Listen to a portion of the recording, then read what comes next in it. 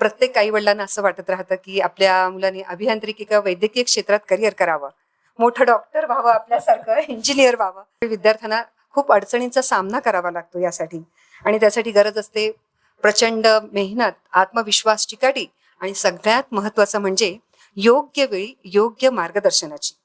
प्रत्येकाला यशस्वी व्हावं असं वाटत असतं, पण प्रत्येक वेळी हा यशाचा मार्ग गवसतोच असं नाही. या सर्व गोष्टींचा विचार करून विद्यार्थ्यांच्या स्वप्नांना बळ देण्यासाठी लातूर येथील आदरणीय प्रदीप केंद्रे सर यांनी अपटाउन मेंटर्स या इनिशिएटिव्हची सुरुवात केली आहे.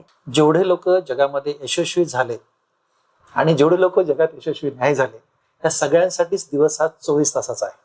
नेमके हे बाकीचे लोक काय यशस्वी झाले आणि आपण नेमके कुठे कमी पडलो? आई थिंक हम सब ने टाइम टेबल बनाया हुआ है, हम सब ने रूटीन बनाया हुआ है, और मैंने तो बहुत बार फॉलो नहीं किया है. सर आप बहुत ज्यादा डेडिकेटेड साउंड कर रहे हो, तो आई एम अज्यूमिंग आपने फॉलो किया है. पर करना पड़ा क्योंकि मैं इतना क्लेवर बच्चा नहीं था, मेरा इतना बड़ा IQ नहीं था, मुझे बहुत बार पढ़ना पड़ता था, इसलिए हम बहुत ओवरवेल्म हो जाते हैं कि मुझे ये भी करना है, वो भी करना है. Dedicate a time for each task in your day, और उस हिसाब से आप मूव करो. जर आता जाधव सरांनी लिहिलेलं पुस्तक पाहिलात ना, मनाशी संगती नावाचं सरांचं पुस्तक आहे. त्या पुस्तकामध्ये सातबारा नावाचा टॉपिक आहे, तुम्ही काढून बघा. त्याच्यावर माझा 12वीचा फोटो आहे, माझा 12वीचा, राईट. आणि त्यात 12वी नंतरचं ध्येय काय असं मला सरांनी विचारलंय. त्यात लिहिलेलं आहे, ते मी लिहिलंय बी इंजिनिअरिंग करायचं म्हणून. मला सांगा तुम्ही, आता मला म्हणता, मला असं वाटतं ना की प्लास्टिक सर्जरी माझ्यासाठी जन्म घेतला होता आणि मी प्लास्टिक सर्जरी होण्यासाठी जन्म घेतला होता. तू झोपला म्हणे, उठ जा म्हणे खाली, ऑपरेशन करायला. किती लोक वाट बघत असतील.